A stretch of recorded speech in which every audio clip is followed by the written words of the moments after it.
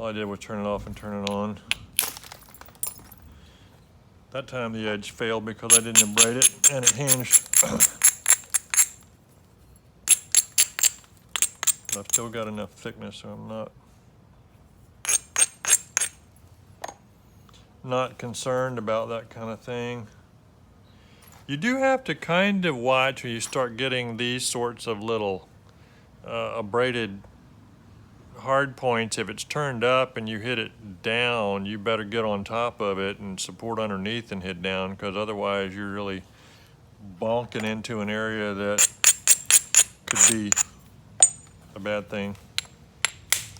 I just went beside it and hit this instead.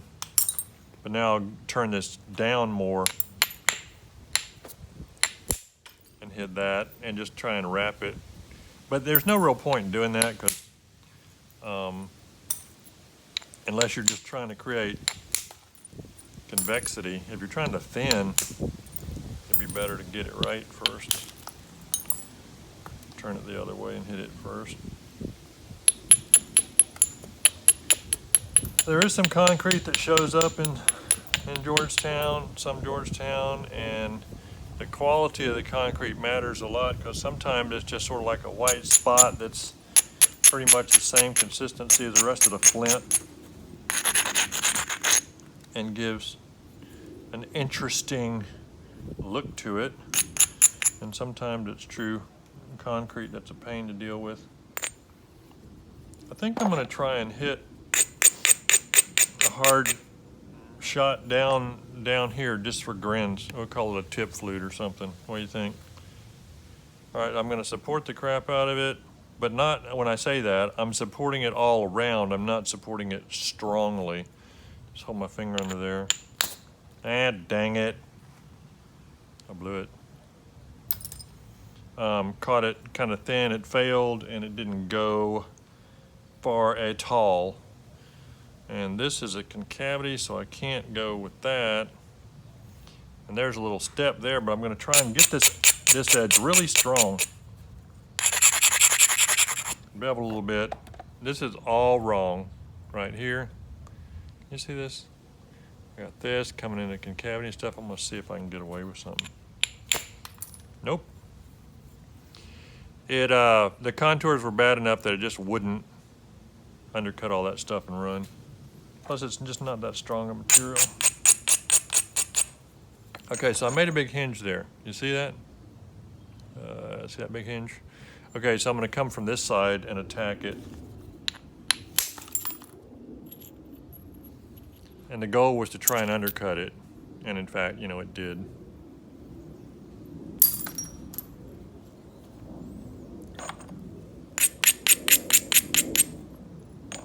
One of the things that I can't really help anybody with, other than just talk about how to learn it, is getting enough practice in to get the accuracy level needed to be able to really swing hard and still hit your spot. Because or swing rapidly. It doesn't have to necessarily be swinging hard all the time, but sometimes you need to swing rapidly. A key factor with damaging edges and having problems is swinging too slowly for the contact area you've set up. If you're working off continuous platforms like this,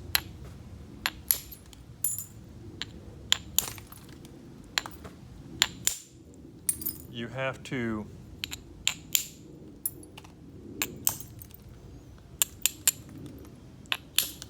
swing hard enough to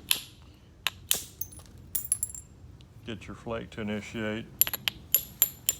It's a combination of the tooltip radius and hardness and you know how much contact there is with the edge, because the more contact there is with the edge, all other things being equal, the harder you have to faster you have to swing in order to get that flake to start going quickly before all of the energy is transferred into shocking the piece, because it doesn't go. If the flake doesn't go, then whatever you put into that swing goes into the whole piece. And theoretically, it can be so much that even whatever great support you have won't overcome it, and it'll just break. This is all wrong.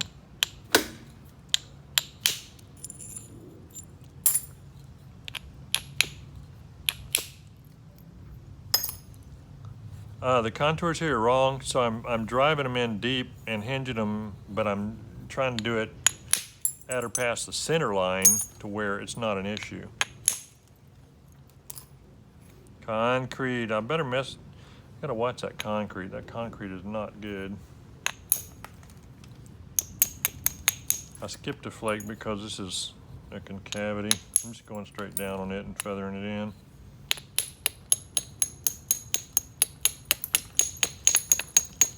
Beveling some of this stuff off and getting on down to the crux of the issue here. I still have this big crystal right there.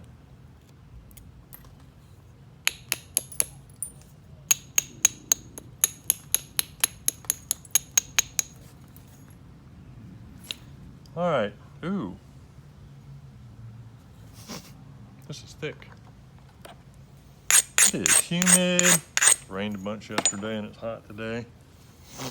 All right, so now we actually are going to attempt to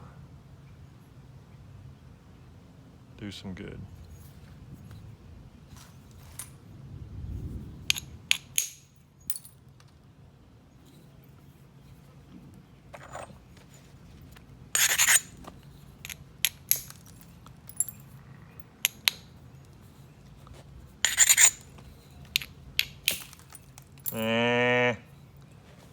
The contours are wrong on that. It was rolled like this, and I hit it anyway because I'm just radical like that.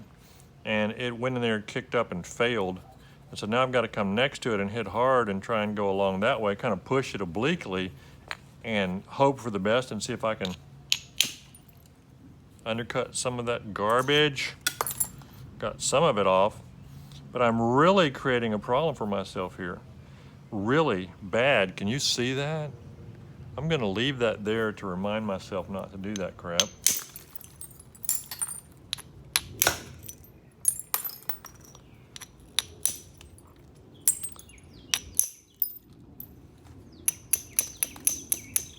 I got to lose a little bit of length because of that crystal, but I did pretty well right in here. That stuff's okay, more or less. I still have a ridge along here and everything. So basically at this point, because of this situation, I'm better losing width from this side than that side because of this that needs to be corrected.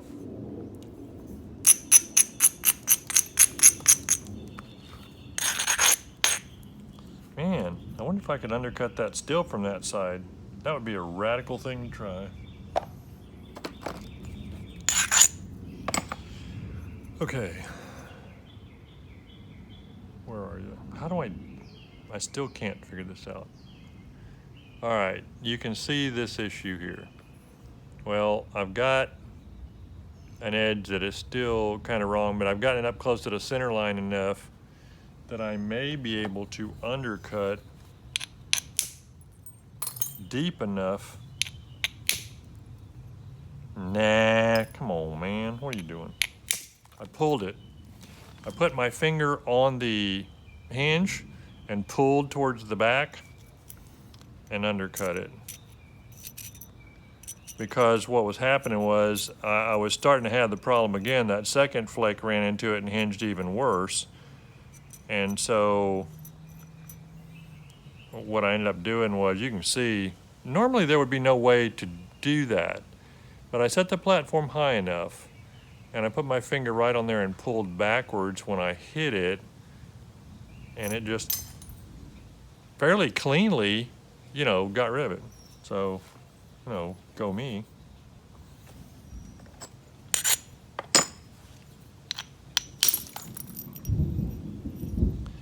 The tuna, the Thunder, straight down because the thing was rolled the wrong way. Straight down into the support.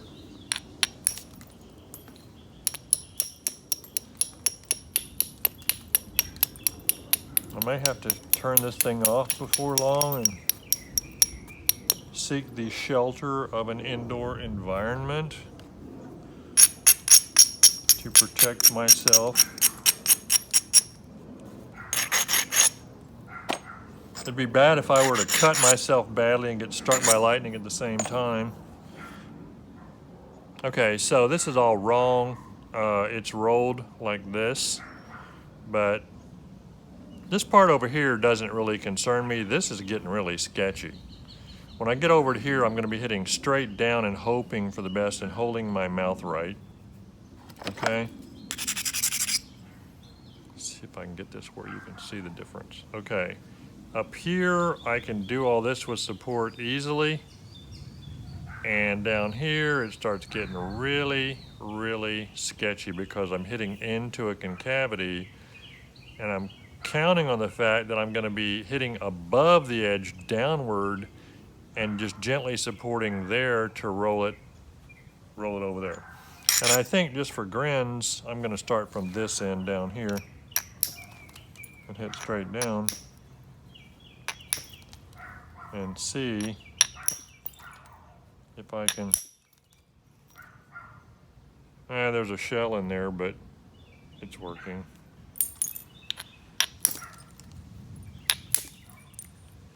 I'm just barely touching it, and I'm not pushing where the concavity is.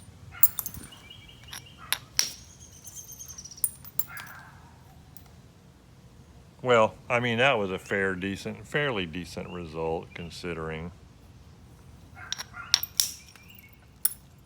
And now I can push on it more and try to sink the ridge and make it wrap and be real clean.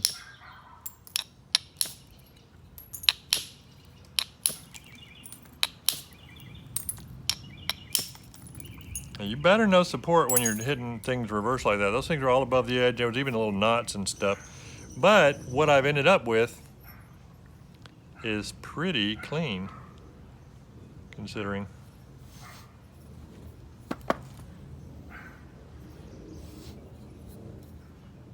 Notice I didn't say it was pretty attractive. I just said it's pretty clean.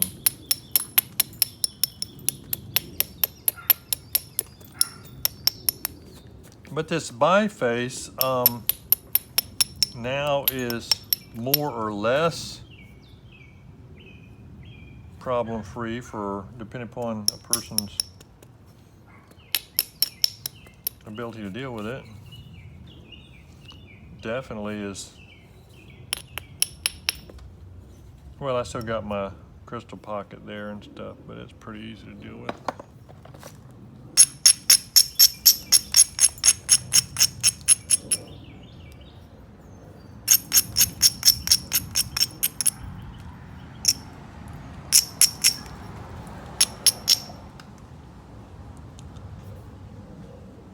Got to lose some length in there, just trying to decide what the best way is to do it. I always prefer to lose the length from the side so I can control the. But the other side of that is to try and get this thinned out a little.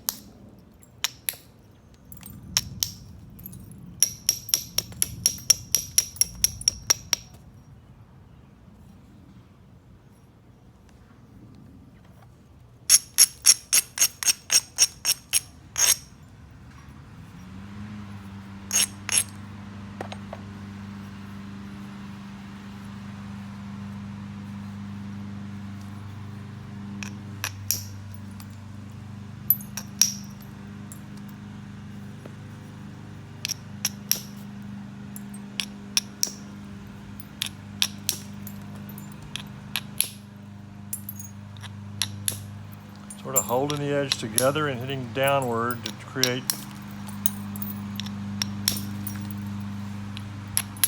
a blending effect while I'm bringing this stuff in.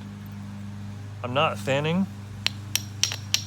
I'm thinning the edge somewhat, but I'm not thinning the biface.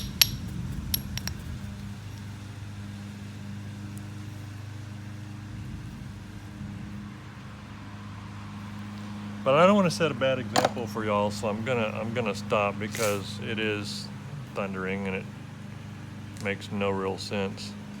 But as you can tell, it's pretty under control, and I can definitely make a point out of this. Bye for now. Freeze crack.